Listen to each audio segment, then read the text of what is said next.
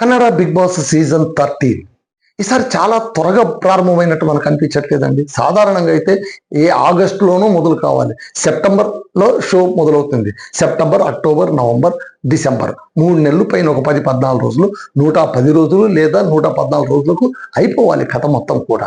కానీ ఈసారి చాలా ముందస్తుగా అటు తెలుగు కావచ్చు, ఇటు కన్నడ కావచ్చు, ఈ రెండు కూడా చాలా ముందుగా మొదలు పెట్టేశాయి. సో కన్నడ సీజన్ 13 మళ్ళీ ఇప్పుడు కన్నడ సోషల్ మీడియాలో చక్కర కొడుతుంది. హోస్ట్ ఎవరు అని. అరే నాయన, హోస్ట్ ఎవరు అనే మాట వదరా నాయన. ఎందుకంటే కిచ్చా సుదీప్ రానున్న 4 సీజన్లు నేనే హోస్ట్ అని చాలా బాగా చెప్పేశారు కదా, ఇంకెందుకు మనకు అనుమానం. సో దాన్ని పక్కన పెట్టేసేయండి.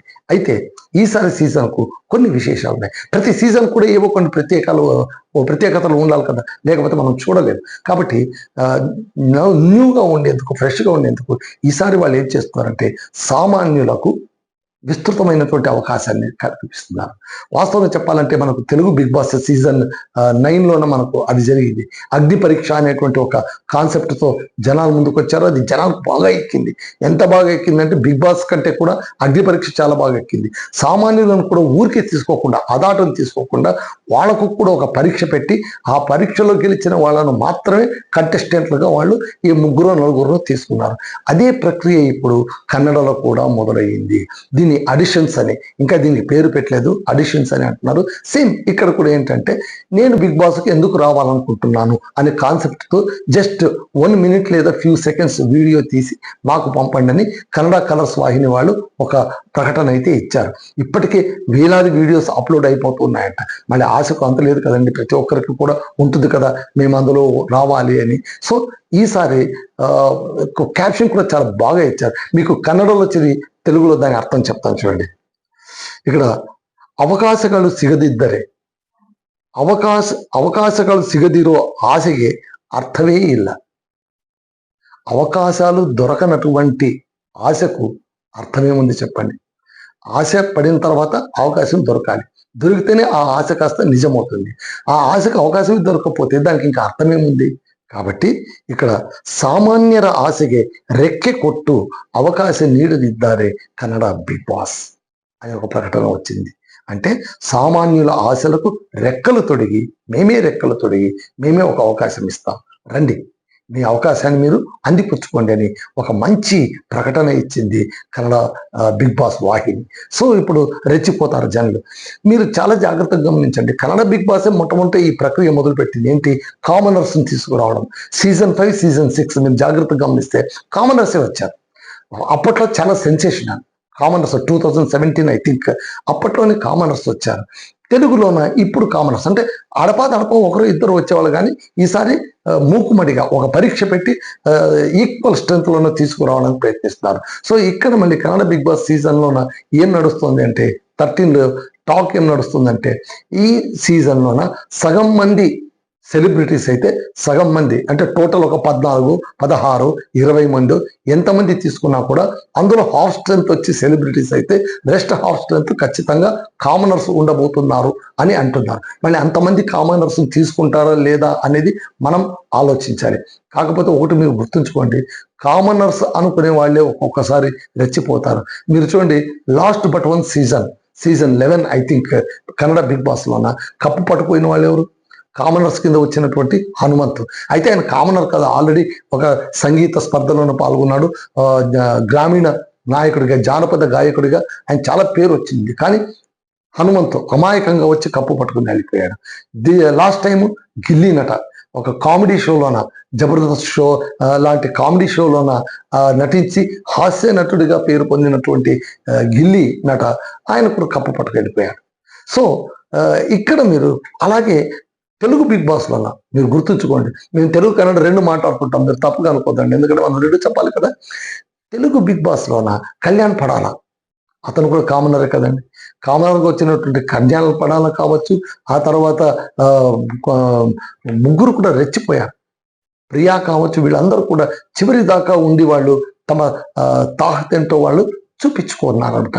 సో కామనర్స్ అంటే కామనర్స్ కాదు, ఛాలెంజర్స్ అని Telugu Bigg Boss season 9 already prove చేసేసింది. ప్రజలు కూడా వాళ్ళకి చాలా మద్దతుగా నిలిచారు. సెలబ్రిటీస్ అక్కడ ఇమాన్యుయల్ పెద్ద సెలబ్రిటీ, ఆయన తీసి పక్కన పెట్టేసి కళ్యాణ్ పడాలకు కప్పిచ్చేసారన్నమాట.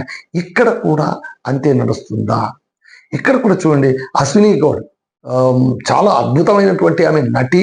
ఎన్నో చాలా సందర్భంలో చెప్పుకునేది కూడా, 100 సినిమాల్లో నటించిన నేనెక్కడ మీరెక్కడ అని. కానీ ఆమెను అక్కడే పెట్టేశారు, గిల్లి నటకు కప్పిచ్చేశారు. రక్షిత శెట్టి, ఆమె మంగళూరు అమ్మాయి, పల్లెటూరి బయట లాంటిది, సరిగ్గా కన్నడ మాట్లాడడం కూడా చేత, కానీ ఆ అమ్మాయికి కూడా అవకాశం ఇచ్చేసి ఫస్ట్ రన్నర్ అప్గా ఆమెను నిలబెట్టారు. ఇదంతా చరిత్ర. మరి ఇప్పుడు ఏం చేయబోతున్నారు, ఎలాంటి టాస్కులు పెట్టబోతారు, అడిషన్ అంటే ఏం చేస్తారు, ర్యాండమ్గా సెలెక్ట్ చేసేస్తారా, వీడియోలు చూసి సెలెక్ట్ చేస్తారు? నాకు తెలిసి వీడియో చూసి సెలెక్ట్ చేయడం అనేటువంటిది ఒక రకంగా ఇంపాసిబుల్. వేలాది వీడియోస్ ఇప్పుడే వచ్చేస్తున్నాయంటే వాళ్ళు పెట్టిన డ్యూ డేట్ లోపల కొన్ని లక్షల వీడియోస్ వస్తే, లక్షల వీడియోస్ ఎలా చూస్తారు, ఎలా స్క్రీన్ చేస్తారు, ఎవరు స్క్రీన్ చేయాలి? సో దానికి ఒక ప్రైమరీ రౌండ్ అని పెడతారు. ప్రైమరీ రౌండ్ పెట్టి కొంతమంది అంటే డివైడ్ అయిపోతారు అనమాట టీమ్స్గా. సో ప్రైమరీ రౌండ్లోన కొంచెం బాగున్న ఉంటేనే లోపలికి వెళ్తాయి, మిగిలినవన్నీ బయటకు వెళ్ళిపోతాయి. ఆ తర్వాత వాళ్ళని పిలిపిస్తారు. లాస్ట్ టైం అగ్ని పరీక్షలోనూ 100 మందిని పిలిపించారు. 100 మందిని పిలిపించి 10 మంది 12 మందిని సెలెక్ట్ చేసి వాళ్ళలో 3 మాత్రమే ఫైనల్కి తీసుకెళ్లారనమాట. ఈసారి కూడా మళ్ళీ ఏం చేస్తారో చూడాలి, కన్నడ బిగ్ బాస్లో ఏం చేస్తారో చూడాలి. సెలక్షన్ ప్రాసెస్ ఎలా ఉంటుంది, ఈ సెలక్షన్ ప్రాసెస్ను తెలుగు అగ్ని పరీక్ష లాగా ఇక్కడ కూడా కన్నడలో కూడా అగ్ని పరీక్ష అని పెట్టి టెలికాస్ట్ చేస్తారా? టెలికాస్ట్ చేయడం it is a wise thing. ఎందుకంటే దానికి కూడా వ్యూయర్షిప్ పెరుగుతుంది, అద్భుతమైన వ్యూయర్షిప్ పెరుగుతుంది. పైగా కంటెస్టెంట్లకు, ప్రేక్షకులకు ఒక ర్యాపిడ్ ఏర్పడుతుంది అనమాట, ఒక రిలేషన్ ఏర్పడుతుంది. మీరు చూడండి, మీరు Telugu Bigg Boss last time అగ్ని పరీక్షలు ఉన్న వాళ్ళని మొదటి నుంచి ప్రేక్షకులు చూసి ఉండడం వల్ల వాళ్ళు కొత్తగా అనిపించలేదు. అసలు బిగ్ బాస్ కాన్సెప్ట్ కూడా అదే, కామనర్స్ వచ్చినా కూడా వాళ్ళు కొత్తగా అనిపించకుండా ఏం చేయాలి అనే ఆలోచిస్తూ ఉంటారు. సో అదే ఆలోచనే ఇక్కడ కూడా ప్లే చేస్తున్నట్టున్నారు. చూడాలి, మళ్ళీ అద్భుతం జరుగుతుందేమో చూడాలి. చూస్తే మాత్రం ఖచ్చితంగా ఇది వర్కౌట్ అయితే కన్నడలో కూడా ఇక మీద కామనర్స్కు ఒక ఎంట్రీ అనేది కంపల్సరీ ఉంటుంది. అది కూడా త్రూ టెస్ట్ కాంపిటీషన్ ద్వారానే వాళ్ళు తమ స్థానాన్ని గెలుచుకుని రావాలి. ఉత్తిని రావడం కాదు, గెలుచుకుని రావాలి. సో అది అగ్ని పరీక్ష, నిజంగా అగ్ని పరీక్ష, ఉత్త పరీక్ష కాదు, అగ్ని పరీక్ష. అందులో రకరకాల టాస్కులు ఉంటాయి, మధ్యలో వెళ్ళిపోయే వాళ్ళు వెళ్ళిపోతూ ఉంటారు, ఏ ఒక్కరిద్దరు జడ్జెస్ కూర్చుంటారు. వాళ్ళు చివరి నిమిషం దాకా కూడా ఊరించి ఆ తర్వాత లాస్ట్ టైం ఏం చేశారు, జడ్జెస్ సెలక్షన్తో పాటు పబ్లిక్ సెలక్షనే ముఖ్యం. పబ్లిక్ సెలక్షన్ కింద 2, జడ్జెస్ సెలక్షన్ కింద 1 ఏదో ఒకటి పెట్టి 3 లోపలికి పంపించారు. మళ్ళీ ఇక్కడ కన్నడ సీజన్లో మళ్ళీ అదే పని చేస్తారా? పబ్లిక్ సెలక్షన్ అని ఓటింగ్ పెడతారా?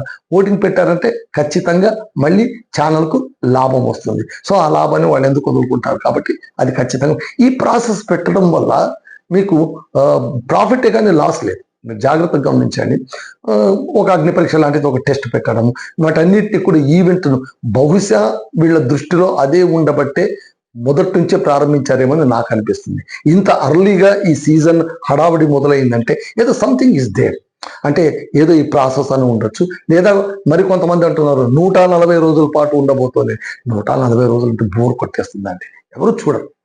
100 డేస్కే చాలా ఎక్కువైపోతుంది. మీరు చూడండి, చివరిగా వచ్చేసరికి బోర్ కొట్టేస్తుంది. లాస్ట్ 1 వీక్ అయితే ఎవరు చూడరు, మొదటి 1 వారం ఎవడు చూడరు, లాస్ట్ 1 వారం ఎవరు చూడరు. అంత క్లమ్సీగా ఉంటుంది. చివరిలోన ఇంకేంటంటే కనుక 1-2 మిగిలి ఉంటారు, వాళ్ళకి ఓటేస్తూ ఉంటారు. ఇంకా బయట పిఆర్ టీంలు ఉంటాయి, ఆ పిఆర్ టీంలు హల్చల్ చేస్తూ ఉంటాయి. ఇవన్నీ కూడా కామనే. ఇప్పుడు బిగ్ బాస్ వెళ్ళడం అనేటువంటి ఇట్ ఈస్ కాస్ట్లీయెస్ట్ థింగ్. అంత ఈజీ కాదు. వెళ్ళాలంటే మొట్టమొదటి టీంని సెట్ చేసుకుని వెళ్ళాలి.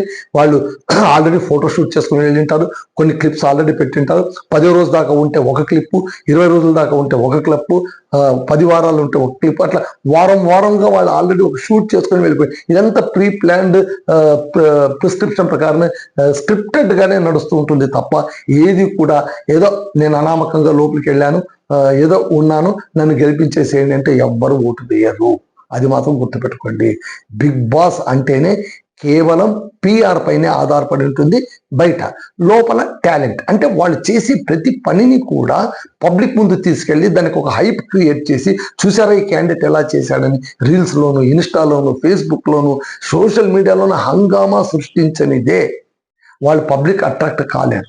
పబ్లిక్ అట్రాక్ట్ ఎవరైతే ఎక్కువ అవుతారో వాళ్ళకి ఆల్రెడీ ఫ్యాన్ టీమ్ కూడా ఏర్పడి ఉంటుంది, ఒక ఫ్యాన్ బేస్ కూడా ఏర్పడి ఉంటుంది. వాళ్ళ ఫ్రెండ్స్ మొట్టమొదటి ఏర్పడతారు, తర్వాత కొంతమంది వాటికి యాడ్ అవుతారు. అయితే న్యాచురల్ యాడింగ్ కూడా ఉంటుంది. వాళ్ళ పర్ఫార్మెన్స్ చూసి, ఆ తర్వాత వాళ్ళ యాటిట్యూడ్ చూసి, ఆ తర్వాత వాళ్ళ బిహేవియర్ చూసి, వాళ్ళ లాయల్టీ చూసి, వాళ్ళ నేచర్ ఎలా ఉందో దాన్ని బట్టి కూడా చాలామంది ఫ్యాన్స్ క్రియేట్ అవుతుంటారు. ఇంకా ఒకరికొకరు సోషల్ మీడియాలో కామెంట్లతో కొట్టుకుంటుంటారు కూడా. ఇవన్నీ మనం చూసినవే కదండి, కొత్త ఏమి కాదు కదా. మళ్ళీ అలాంటిదే కన్నడ బిగ్ బాస్లోన ఈసారి కొత్తగా కామనర్స్ కోసం టెస్ట్ పెట్టబోతున్నారు. ఇది లేటెస్ట్ అప్డేట్. రానున్న కాలంలోన అటు తెలుగు కావచ్చు, ఇటు కన్నడ కావచ్చు, అప్డేట్స్ ఎప్పటికప్పుడు అందిస్తూ ఉంటాను. ఓకేనా? Thank you.